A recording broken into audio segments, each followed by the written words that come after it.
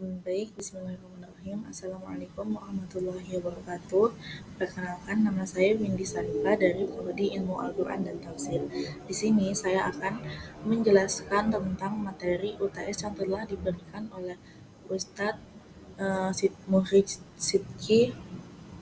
Di sini saya mengambil tema yang berjudul nilai-nilai yang melandasi tafsir Al-Maqasid. Baik, langsung saja kita mulai ke pembahasannya. Di sini itu eh, kita akan membahas tentang pertama adalah latar belakang, kemudian eh, perumusan masalah, kemudian ada pembahasan dan juga kesimpulan. Baik, langsung saja kita mulai ke latar belakangnya teman-teman. Di sini tuh Al-Quran itu yang seperti kita ketahui bahwasanya Al-Quran adalah kalam Allah Subhanahu Wa Taala yang diturunkan kepada Nabi Muhammad Shallallahu Alaihi Wasallam melalui malaikat Jibril sebagai pedoman hidup. Nah, untuk menjadikannya acuan hidup umat Islam itu perlu yang namanya rujukan pada ilmu tafsir yang menafsirkan ayat-ayat sesuai dengan masalah hidup yang kita alamin. Nah, eh, salah satu pendekatan tafsir yang relevan dan terus berkembang itu contohnya adalah tafsir makosid yang akan kita bahas pada kesempatan kali ini. Nah, pendekatan itu berorientasi pada tujuan-tujuan utama atau makosid syariat Islam seperti keadilan, kemaslahatan dan juga rahmat. Nah, tafsir ini tuh tidak hanya melihat makna harfiah atau tekstual ya, tetapi juga fokus pada nilai-nilai yang mendasar yang menjadi landasan ajaran Islam. Nah, nilai-nilai utama itu sangat penting karena memandu penafsir atau seorang mufasir agar dapat menghasilkan penafsiran yang kontekstual, solutif, dan juga sesuai dengan semangat Al-Quran, menjadikannya kerangka berpikir yang berkeadilan dan berorientasi pada kemanusiaan. Nah, selanjutnya itu kita masuk ke pembahasan, yaitu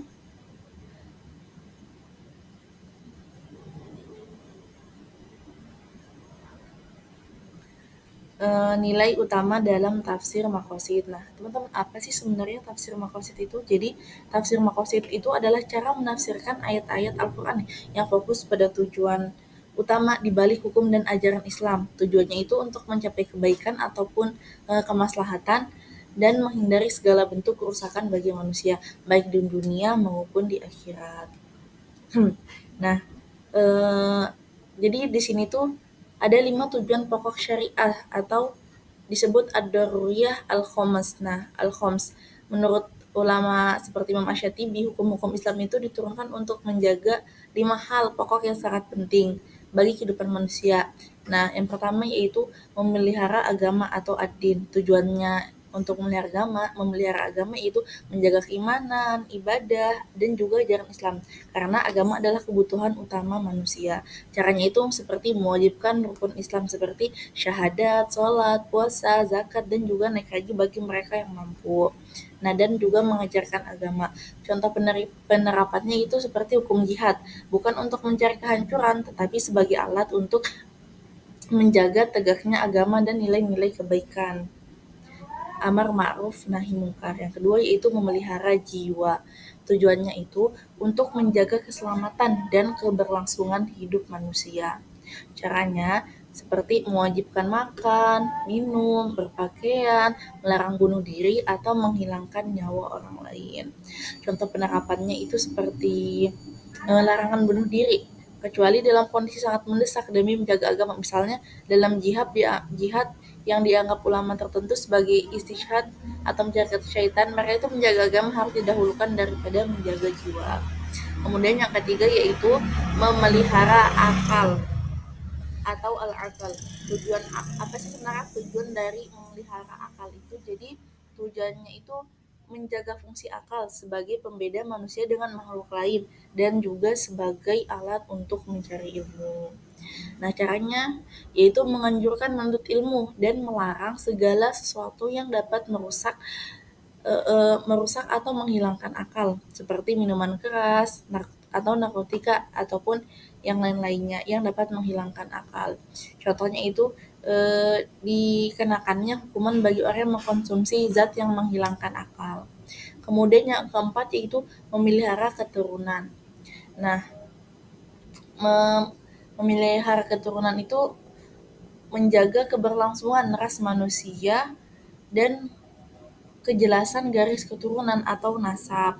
Caranya itu menghancurkan dan melestarikan pernikahan, serta mengharamkan perbuatan zina, dan menegakkan hukuman bagi pelakunya. Contoh penerapannya itu seperti larangan mendekati zina agar agar itu tidak terjadi campur baur nasab dan menjaga kehormatan manusia. Kemudian yang kelima itu atau yang terakhir memelihara harta atau almal. Nah, memelihara harta ini tuh untuk menjaga kepemilikan harta sebagai penunjang hidup dan mengatur kebermanfaatannya.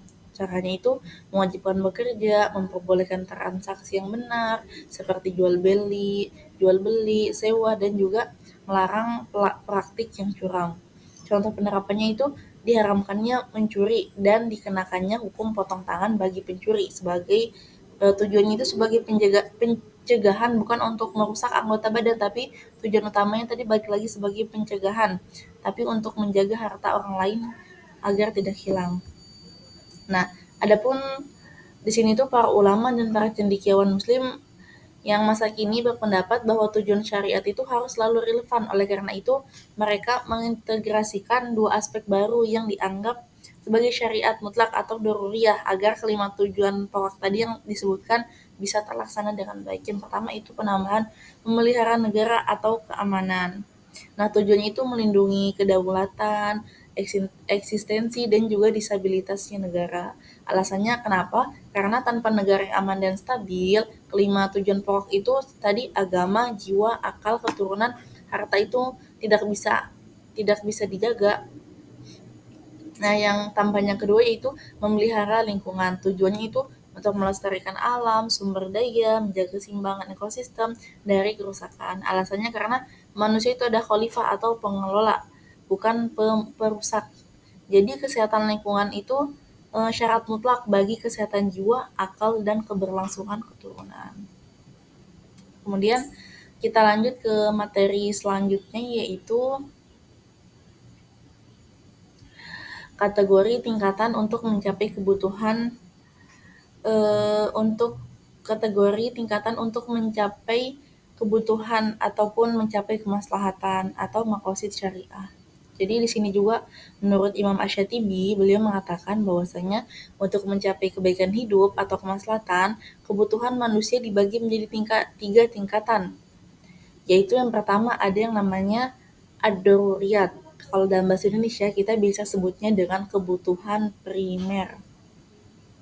Nah, jadi ini tuh kebutuhan yang mutlak, yang harus ada, yang harus dipenuhi. Kalau misal tidak dipenuhi atau salah satu kebutuhan ini hilang, maka kehidupan manusia itu akan terancam sangat sulit dan bisa saja punah atau tidak bisa bertahan hidup secara layak. Contohnya itu contohnya yaitu pada contoh konkret pada masa sekarang yaitu jika pembunuhan dibiarkan, maka nyawa itu tidak dilindungi. Manusia itu bisa hidup tenang dan bisa punah. Jika harta tidak dilindungi, maka pencurian itu dibiarkan. Peradaban manusia itu tidak akan maju dan orang tidak akan merasa tentram. Kemudian yang kedua ada yang namanya kebutuhan sekunder. Jadi eh, ini sekunder bahasa Indonesia yang kalau bahasa Arabnya itu al-hajiyat. Nah, kebutuhan ini tuh yang keberadaannya itu penting untuk memberikan kemudahan dan menghilangkan kesulitan. Jadi jika kebutuhan ini tuh nggak terpenuhi, manusia itu akan mengalami kesulitan atau kesukaran yang berkepanjangan. Tetapi itu nggak sampai yang namanya mengancam nyawa atau menyebabkan kepunahan. Tapi kalau misal kita nggak menuhin ini, kita akan mengalami kesusahan. Perbedaannya sama yang primer tadi itu dampaknya itu kalau dampaknya perbedaannya dengan primer itu dampaknya itu nggak sampai menghancurkan hidup tapi akan menyulitkan. Contohnya itu jadi misal tempat tinggal itu kan kebutuhan primer. Namun tempat berlindung itu bisa berupa gua ataupun pondok seadanya. Nah, yang sekarang ini yang rumah ini yang kita buat secara khusus dengan dinding yang kuat, ada kamar-kamar, ada lantai yang hangat, itu kebutuhan sekundernya atau hajatnya. Tanpa rumah pun sebenarnya orang tetap hidup, tapi karena kalau hanya sekedar gua atau pondok-pondok pasti kita hidup itu nggak nyaman dan juga sulit. Nah, yang lanjut ke kita ke kebutuhan yang ketiga, yaitu kebutuhan atasiniat atau bahasa Indonesia biasa kita sebut kebutuhan tersier. Nah, kebutuhan ini tuh yang diperlukan agar hidup itu menjadi lebih nyaman, lebih mudah, dan juga lebih lapang. Tujuannya itu untuk memperindah hidup sesuai dengan nilai-nilai moral. Fungsinya itu tidak berhubungan dengan kebutuhan pokok, tetapi berfungsi sebagai fasilitas untuk mempermudah pemenuhan kebutuhan primer dan juga sekunder atau doruriyat dan al-hajiyat.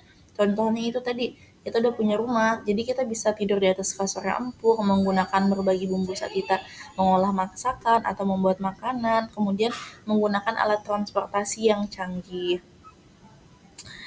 Nah, tapi karena sekarang kita udah bergeser ke zaman atau ke era yang udah modern, jadi kita perlu mencatat nih sesuatu yang dulunya itu mungkin sekunder, tapi bisa bergeser menjadi primer karena mungkin salah satu penyebabnya yaitu tingginya ketergantungan.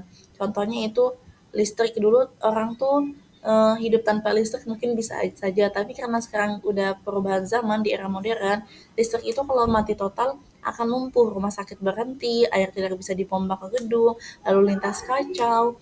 Oleh karena itu, sekarang listrik dianggap sebagai kebutuhan primer, bukan hajiat lagi. Baik teman-teman, kita ke pembahasan selanjutnya, yaitu nilai-nilai moral universal. Nah, nilai-nilai ini tuh adalah roh atau prinsip filosofis yang mengontrol semua penafsiran, termasuk Hifz al-Khoms tadi. Nilai ini memastikan bahwa hasil penafsiran itu sejalan dengan semangat keadilan dan kemanusiaan universal yang dibawa oleh Al-Quran. Yang pertama itu ada al-adalah atau keadilan. Jadi maknanya itu menempatkan segala sesuatu pada tempatnya dan bersikap lurus, tidak memihak ataupun melampaui batas. Yang kedua ada kemanusiaan al-insaniyah, yaitu menghargai martabat dan hak asasi setiap manusia. Jadi tafsir maqasid itu menjunjung tinggi harkat dan martabat manusia. Nilai ini tuh menjadi pijakan untuk memahami ayat-ayat tentang hak-hak dasar seperti kebebasan, persamaan, keadilan sosial, dan juga tanggung jawab moral. Jadi penafsiran itu harus memanusiakan manusia dan sejalan dengan misi luhur Al-Quran sebagai petunjuk hidup. Kemudian yang ketiga itu ada moderasi wasatiyah, yaitu maknanya bersikap pertengahan, seimbang, adil, dan juga tidak ekstrim. Jadi mendorong penafsir untuk tidak bersikap kaku dalam memahami teks.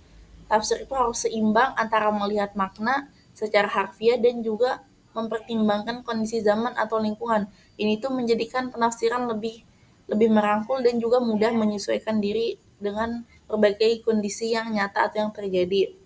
Kemudian yang keempat itu kesetaraan atau al-musawah. Jadi semua manusia itu teman-teman sama di hadapan Allah Subhanahu wa taala. Jadi kesetaraan adalah bagian dari prinsip keadilan.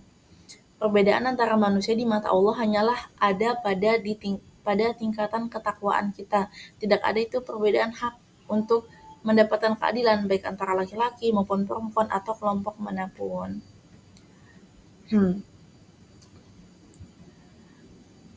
Mungkin hanya itu saja materinya. Kita kembali ke kesimpulan teman-teman. Jadi kesimpulannya adalah tafsir maqasid adalah metodologi penafsiran Al-Quran yang fokus utamanya adalah menggali tujuan hakiki atau maksud, makosid atau hikmah di balik syariat, melampaui makna harfiah semata dengan tujuan utama mencapai kemaslahatan dan menghindari kerusakan bagi manusia. Nah, landasan utama tafsir ini yaitu makosid syariah yang secara tradisional memprioritaskan perlindungan terhadap 5 kebutuhan primer tadi, yaitu menjaga agama, jiwa, keturunan, akal, dan juga akal. Nah, untuk memastikan kemaslahatan menyeluruh, kebutuhan manusia diklasifikasikan lagi oleh Asy-Syatibi menjadi 3 tingkatan, yaitu yang pertama ada tadi primer atau ad-daruriyat, sekunder atau al-hajiyat, tersier atau at-tasniyat. Nah, kemudian seluruh proses tafsir ini dikendalikan oleh nilai-nilai Maqasid al-amma atau nilai-nilai moral universal seperti keadilan, kemanusiaan, moderasi, dan kesetaraan yang bertindak sebagai kompas filosofi untuk menghasilkan penafsiran yang adil yang berorientasi pada kemanusiaan. Baik teman-teman, mungkin hanya ini materi yang bisa saya sampaikan. Mohon maaf apabila ada salah kata ataupun kesalahan lainnya. Mungkin hanya ini yang bisa saya sampaikan. Wassalamualaikum warahmatullahi wabarakatuh.